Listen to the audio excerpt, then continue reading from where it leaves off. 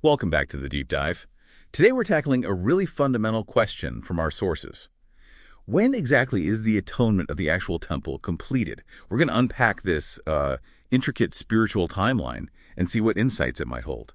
Yeah, and what's immediately striking is how the sources talk about atonement. It's definitely not just simple forgiveness. It's presented as this, multi-stage cosmic process. The core idea seems to be the total eradication of sin's possibility and the final judgment of offenders. It's all tied up with the completion of free will. Okay, completion of free will. Let's stay with that. The sources make a clear split, don't they, between the atonement of the actual temple and then this later atonement of the altar or Hades. Exactly. And they're quite specific that the temple atonement happens first. So what's the significance of that separation? Well, it tells us a lot. This initial temple atonement, it's about sin being completely erased, just gone, and removing the potential for future sin. So for righteous beings, this is it. This is the finalization of their free will. They reach a state where choosing sin is, it's no longer possible. Their righteousness becomes permanent, eternal. Okay, permanent. Now this is where, as you said, it gets quite precise and maybe a bit tricky. The sources seem to offer, two different takes on when the temple's atonement is actually finalized. That's right. There's definitely a debate there in the material. One major view connects the endpoint directly to the first resurrection. Okay, the first resurrection. Yeah, described as this key event, where the righteous, especially martyrs, are raised. Their lives have proven the divine commandments, and the sources say this event perfects angelic free will, removing their capacity to sin.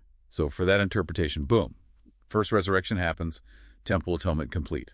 That's the argument. The temple's work, in that sense, is done at that moment. But then there's this other timeline kicking around in the sources. What's the case for that one? The second view argues, quite strongly actually, that the temple atonement isn't finished until, after all, 7 plagues have been poured out. The plagues described in Revelation. Yes, those divine judgments. The key text they often point to is Revelation 15.8, which says something like, no one could enter the temple until the 7 plagues were finished. So the reasoning is, if the temple is inaccessible during the plagues, it implies atonement work is still ongoing. It hasn't wrapped up before those judgments start. It continues through them. Interesting. So 2 distinct possibilities for that final moment in the temple's atonement. Now, we've sketched out this large-scale cosmic timeline, but how does this connect down to individuals? Our sources seem pretty detailed about personal fates, too. How are people forgiven by Jesus' blood categorized in all this? They are, yes. It's laid out quite systematically. First, you have the righteous individuals. These are the ones whose faith was proven through what they did, like the martyrs we mentioned, raised in that first resurrection. Their path is clear. Okay, faith proven by actions. Then there's the group who claimed faith but didn't obey. The sources are stark here. Their faith is deemed false, ultimately, and their path leads to the lake of fire. A difficult outcome. Yeah. But there's a third group mentioned that's really quite thought-provoking. Ah, yes. This third group is fascinating. These are people who accepted Jesus and died immediately. So no time to demonstrate their faith through actions. Exactly. Their commitment wasn't tested by life's trials. And here, the sources emphasize God's perfect justice.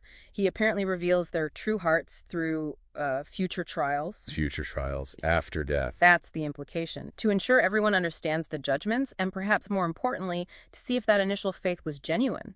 If it proves true then, they might experience what's called a resurrection of life. It really highlights the depth of divine scrutiny, ensuring fairness. Wow. Okay. So no one slips through the cracks, so to speak. Every heart is revealed. That seems to be the core principle. And ultimately, all these paths converge towards a final resolution, the lake of fire. Which settles all remaining sin debts. Yes. It's described as the place where offenders, given special bodies just for this, endure their full punishment. The inference is often annihilation after that. Annihilation. And what about Hades? Hades, the realm of the dead, after its own atonement process is complete, is also cast into the lake of fire. But the temple itself, preserved. It signifies sin's absolute final end. It's certainly a profound picture of divine justice, these intricate timelines, and the ultimate end of sin. The level of detail, it's quite something. It really is, and it leaves you with a significant question to think about, doesn't it? If this ultimate goal is the perfection of free will, the complete eradication of sin's possibility, what does that truly tell us about the nature of perfected freedom, both for those celestial beings and potentially for us?